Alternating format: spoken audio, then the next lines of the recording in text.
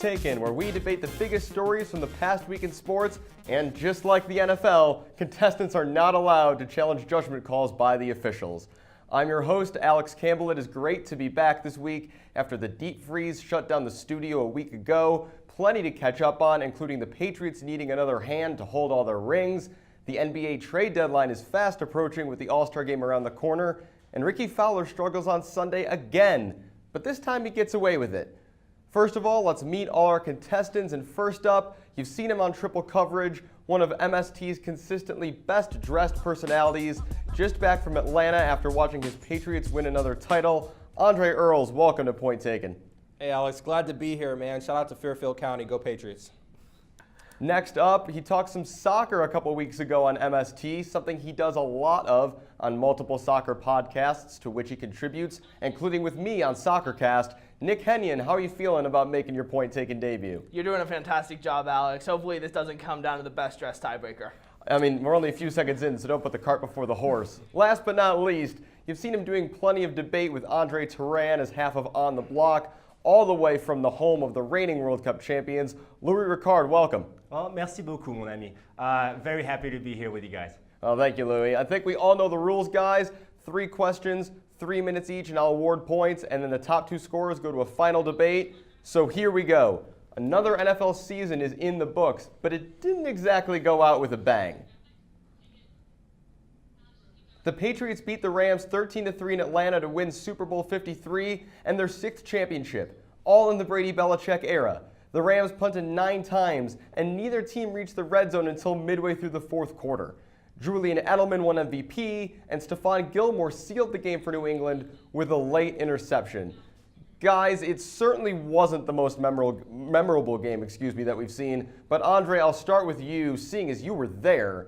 Was this game more about great defense or struggling offenses? And what about this game, if anything, is going to be worth remembering?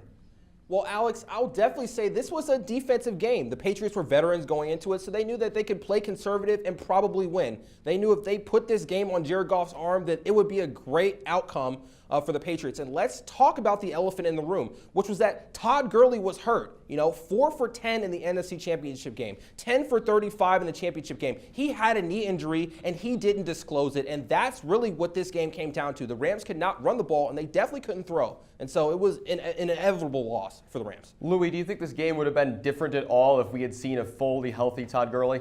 I mean, absolutely. You have to give it to the, one of the MVP candidates this year, and who led the team and the league in touchdowns scored. But I think that it was more of Julian Edelman making the difference because no one was able to cover him. And based on that, he won the MVP. But you also got to give a shout out to Belichick for coming with a game plan as he always does and shutting down Goff and the rest of the Rams. Nick, there were some arguments that Edelman, it was weird for an offensive player like him to win the MVP award because of all the defense we saw in this game. Do you think the defense has got enough credit for the lowest scoring Super Bowl in history? Oh no, the defenses absolutely didn't get the credit that they deserve. And I think part of the problem is that we were coming off such an offensive Super Bowl. Last season, when the Patriots played the Eagles, they combined for 1,151 yards. That's the most in Super Bowl history. And I think that it's such a transition to 667 combined yards. And really, for the defense, they are absolutely not getting credit because for a Patriots defense that was struggling all season, they really came up big when it mattered. They held the Rams' rushing attack to 67 yards when they were averaging almost 175 in the playoffs up to this point. So you have to give the defense the credit, and NFL fans have to be wary of the fact that not every game is going to be like that Rams-Chiefs game we saw on Monday Night Football. You're going to get a couple of defensive struggles every now and then. It just happened to be the Super Bowl. And to add on that, I mean, if you look at it, no one stopped watching from my perspective at least. So if you don't like the Super Bowl or the way the football game is going, you can always tune out. But I liked it. I enjoyed the defensive schemes shown by both coaches. Sean McVay was really respectful and said that he got out-coached, and that's something they'll learn on going forward. I mean, yeah, and the Rams, to say they struggled is an understatement. 65 penalty yards in this game, only 62 rushing yards. I mean, where do the Rams go from here, guys? Andre, I mean, obviously I know you're a Pats guy, but can McVay get this team back here next year? Absolutely. The Rams defense, they have a nucleus. They've got to keep Talib for some years, Marcus Peters for some years, Ndamukong Suh, Aaron Donald, Brockers. They brought in Dante Fowler. So absolutely they have a nucleus to win. And don't forget, Cooper Kupp comes back off of injury, and that's really their main offensive contributor. Yeah, we'll have to see how things roll until next week. Nick, any final thoughts? Yeah, I think the Rams, it's a harder road for them to be back just because they're in a tougher conference, and that's something you have to consider.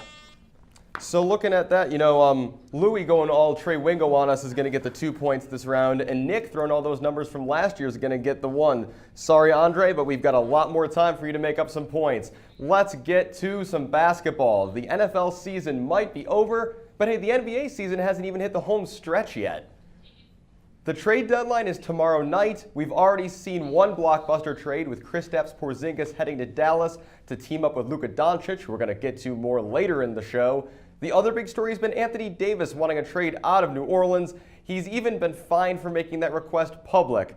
Guys, given that this is the NBA and how the Porzingis trade came out of nowhere, I don't think anything would surprise us at this point. But Louis, you're one of our basketball experts around here. Do you see there being another blockbuster before the deadline, be it involving Davis or anybody else? One thing that a lot of people tend to forget is Conley and Gasol are still on the block from the Memphis Grizzlies. Mike Conley is one of the most underrated point guard in my opinion and has led the Memphis franchise in almost every category possible.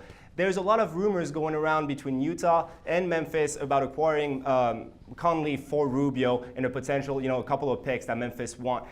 We don't know exactly where things are, but things could heat up as the trade deadline is approaching really fast.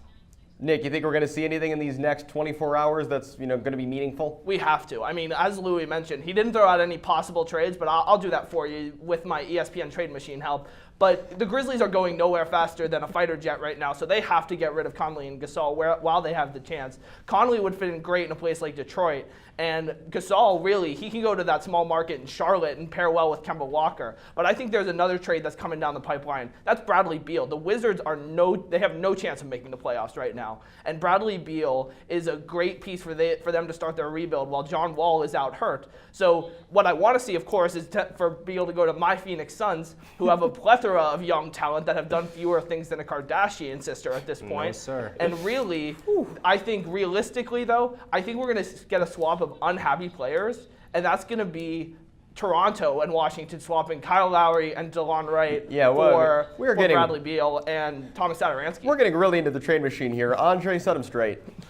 So look, let's talk about the 76ers trade that just happened last night. They get Tobias Harris, who's going to be a good fourth option, and they also get a protected pick. So if things don't work out, then the Sixers are safe. They only had to give up Landry Shamet and a couple other pieces, and also, it's disappointing that the Anthony Davis trade didn't get off the block, but I think that the Pelicans are going to have some great options this offseason.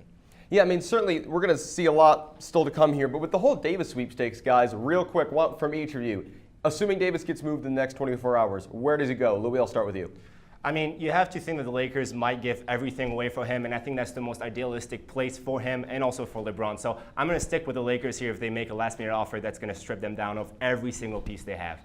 Nick, where's Davis going? He's not going. He's going to stay here through the summer. The Pelicans are overplaying their hands so much right now. They're trying to turn a two-jack-off suit into a royal flush. That's just not going to happen. The Lakers aren't going to mortgage their future. I don't think any team will. I think he'll go to Boston in the summer. Andre, how about you? Anthony Davis, is he moving and where's he going? I'm going to tell you where he should go. He should go to Boston. Now, I know that there's been some counter information saying Shocking. that he should go to Boston. However, if they're not going to trade him to the Lakers because obviously they don't want to see LeBron have any success with Anthony Davis, then they should wait, peddle their options, and try to get Kyrie plus maybe some draft picks plus some other players from the Celtics. I think that would be a great option. At the end of the day, it's still a business decision, and the Pelicans will do what's best for them. So I do expect them to. The Pelicans aren't getting 6 to 8 picks. That's just the bottom line.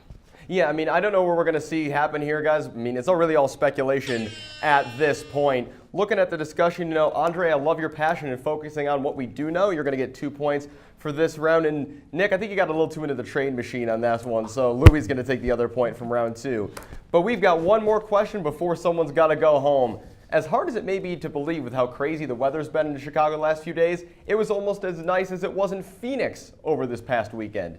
Despite the rain down in Arizona, golf's biggest party went on as scheduled at the Waste Management Phoenix Open. Ricky Fowler entered the final round as the leader, a position from which he had won only once in 6 tries going into Sunday.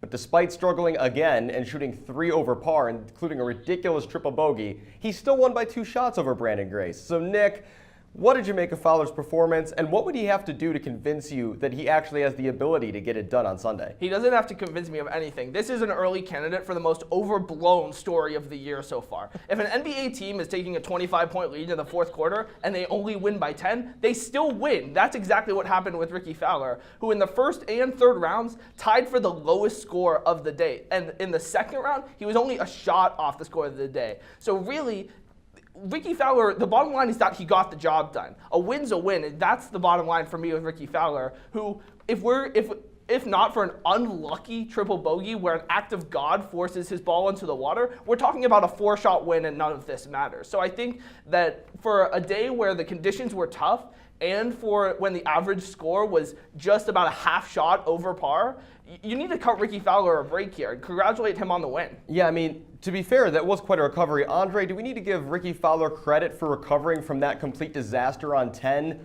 or is it a situation where he's still got to show the world more to have any faith in him?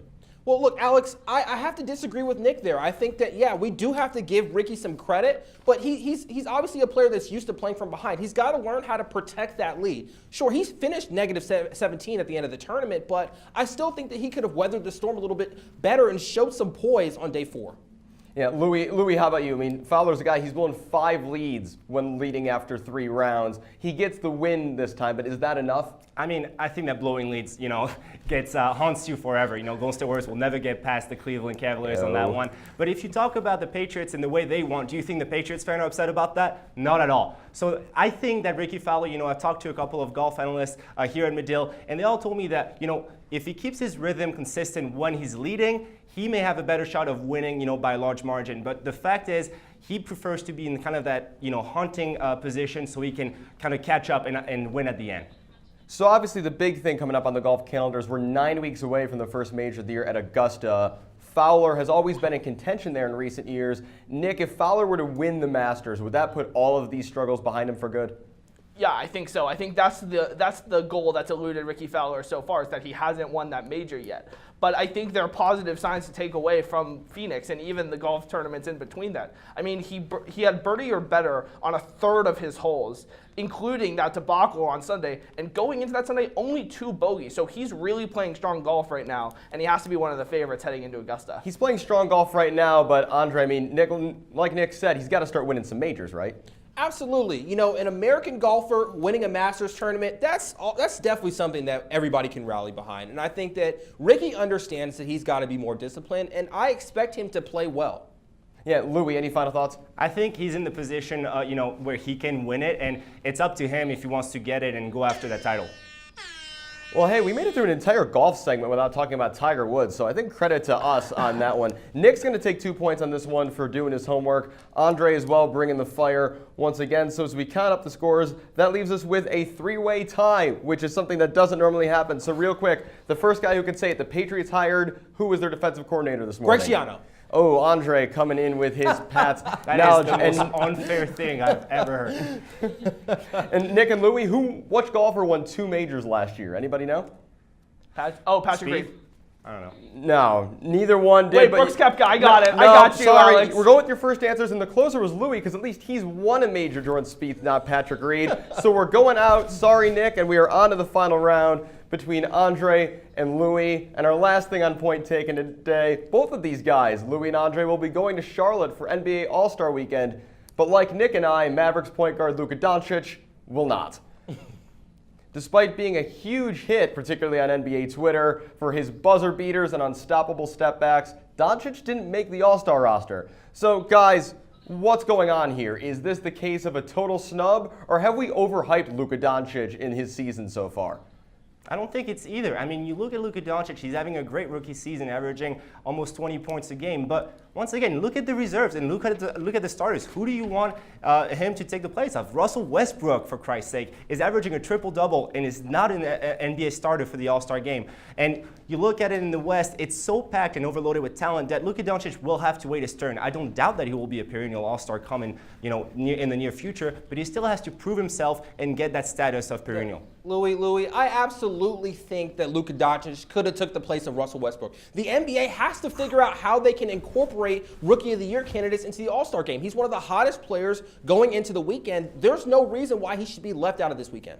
I mean, I get that, but Blake Griffin was the last rookie to be selected in an All-Star game as a starter, in 2011, and we haven't seen that since. And Luka Doncic, as good as he is, still has to prove himself, in my opinion. And when it's all said and done, Luka Doncic will be one of the best foreign board players to ever do it. You know what? I think the Blake Griffin point is well taken. And, Louis, we're going to give you the win today. So you got 15 or 30 seconds here to talk about whatever you want. What do you got for us? Well, you were mentioning, the world champs, France, and I just am not still over that victory that they got. So big shout out to all the French people and the French soccer team that's still doing well. And also, please tune in on Lane Violation, which is my basketball podcast with my co-hosts Andre Turin and Greg Mello.